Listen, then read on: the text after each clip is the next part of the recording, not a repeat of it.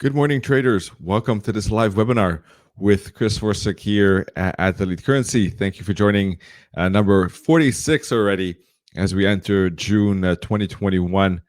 We have a couple of topics here, nothing major really. From a trading perspective, manual or automated, but I did want to discuss one thing before we take a look at the live markets and have an update on that. I did want to explain that our article of last week, where we explained the results of all the systems, had an error because of the MyFX book was not updated till the very end of May. The MyFX book on one of the accounts, Rush EA, the MyFX book stopped working on that Rush EA around May 26th, I think, or something. Let me check.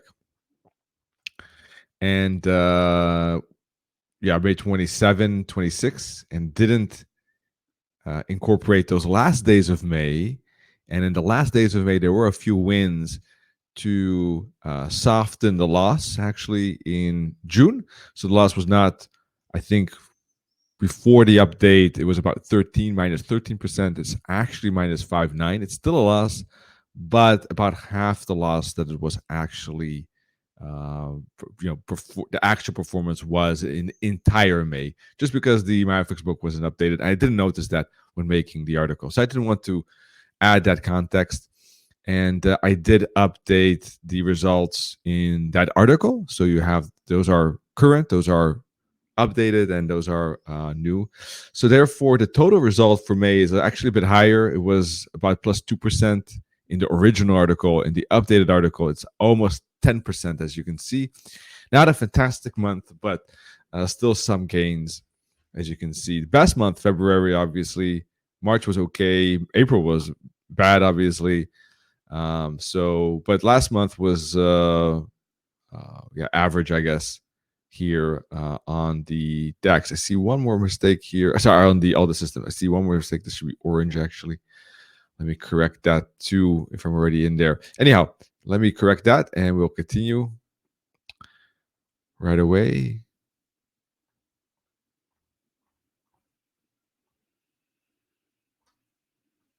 All right. Almost there.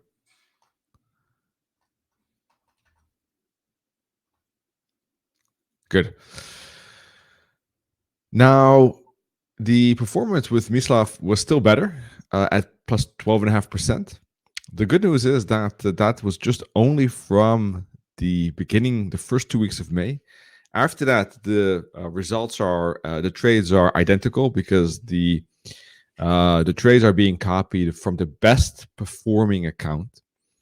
The Rush EA was traded on multiple accounts, and we noticed that one of those accounts had the best performance.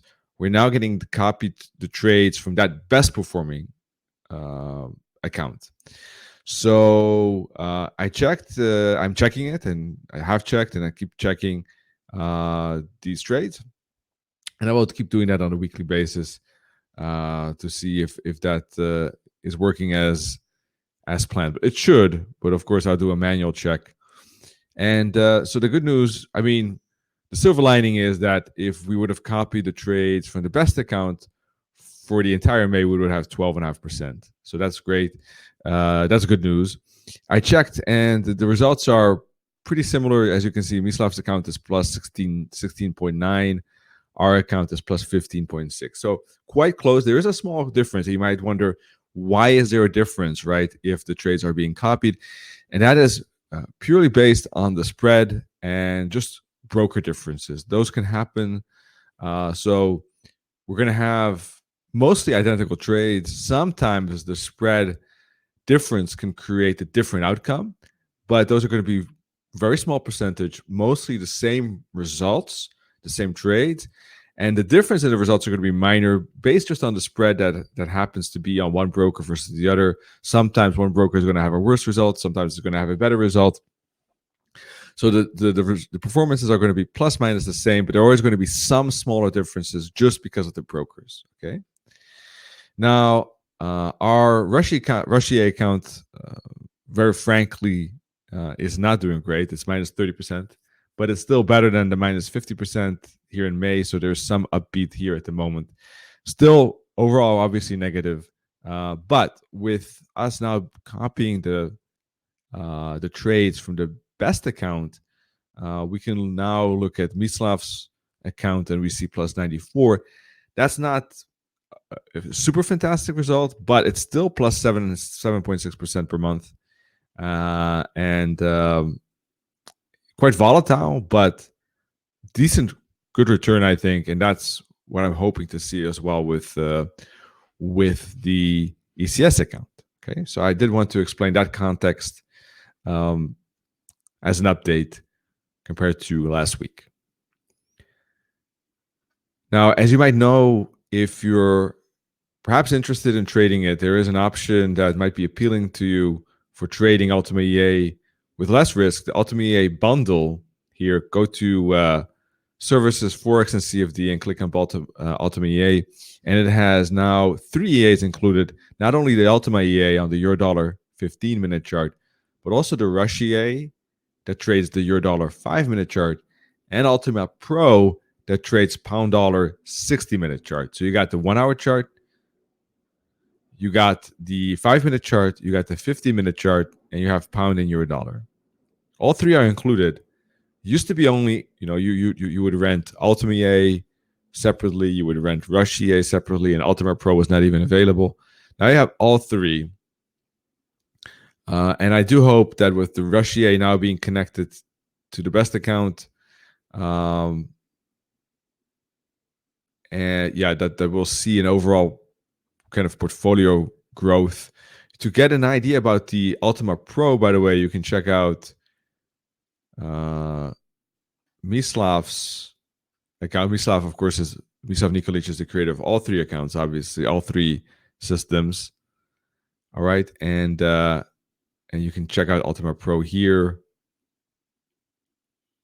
It's a little bit in the drawdown at this moment, but it was up 100% earlier this year. So this might not might seem like a not good a moment maybe to trade it, but actually the drawdown is untypical for this pound dollar. So it actually, in my view, is a good moment because typically the drawdown would not go that much more than this. So I think it's actually a good moment to start trading this. So I'm optimistic about the Ultimate Pro from that point of view. It has shown a plus 100% performance in the past, and I think this drawdown is typically not exceeded that much. So it should be about the max. Rush EA is now being connected to the best performing account. Ultimate EA has been slow, of course, for a year now, going sideways, slightly down. So I don't know if that will be different in the next year. But I think with the combination of these 3 A's, there's a fair chance to have some decent gains in a year's time frame. So if you're interested in a rental, you can check it out, of course, right here. If that's too risky for you, then there's always the option of ZUCA, which is a very consistent and steady as it goes, month by month, positive performance. So that could be a good option if you think that Ultimate EA is too volatile. Anyhow, that was a quick update on that.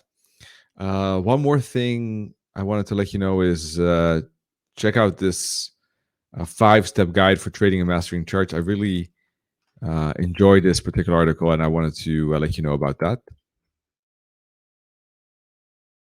And now we can take a look at the markets. Okay. Wait, we have one question actually I see now from Matero. Great. I welcome all comments and questions, of course. Feel free to use that chat for that purpose.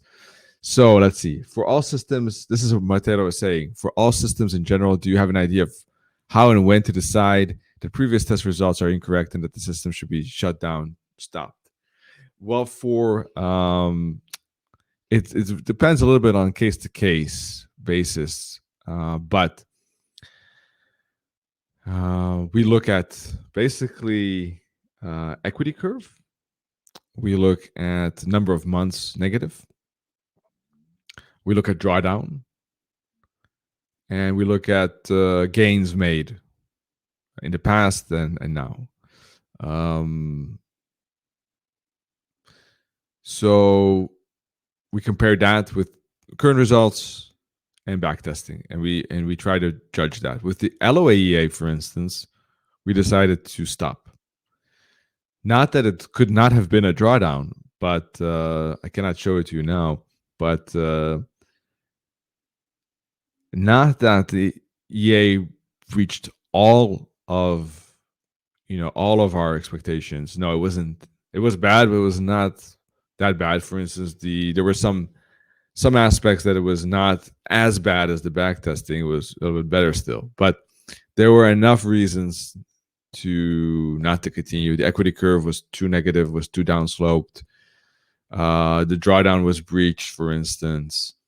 There was no positive swing in the equity curve at any moment.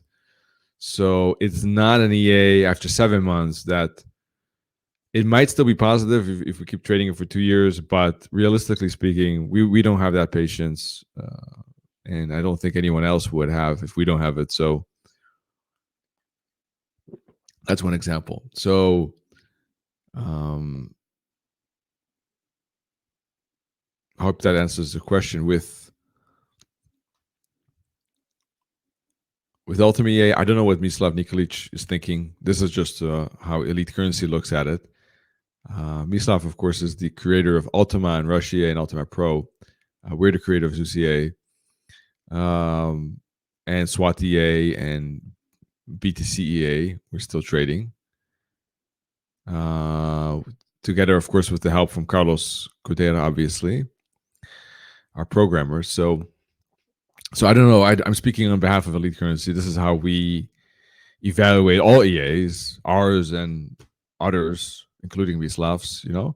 I don't know how Mislav would look at it, but if we look at Ultimate EA,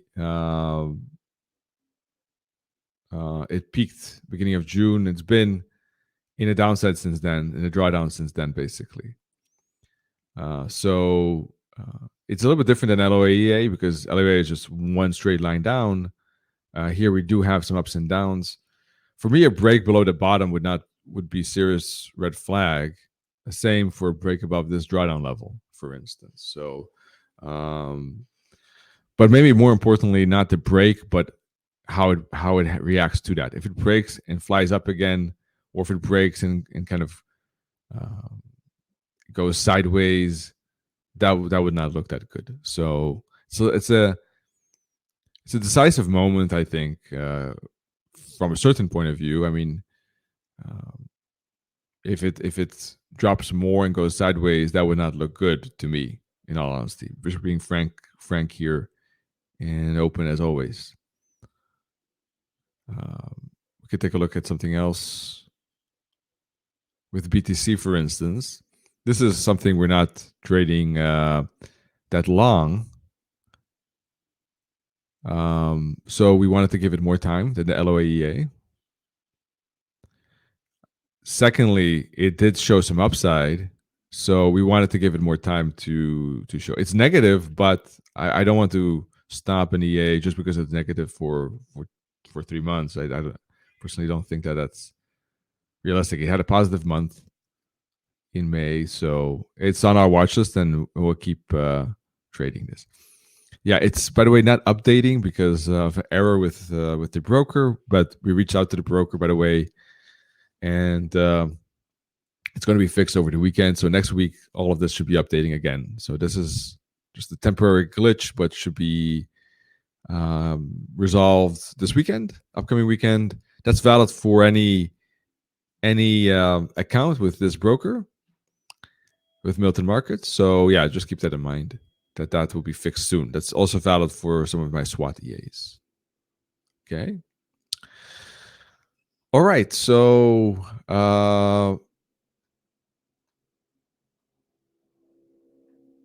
yeah, and last but not least, of course, what we look at is long-term performance. Of course, we always keep an eye on that, not looking at what are the results in short term, obviously.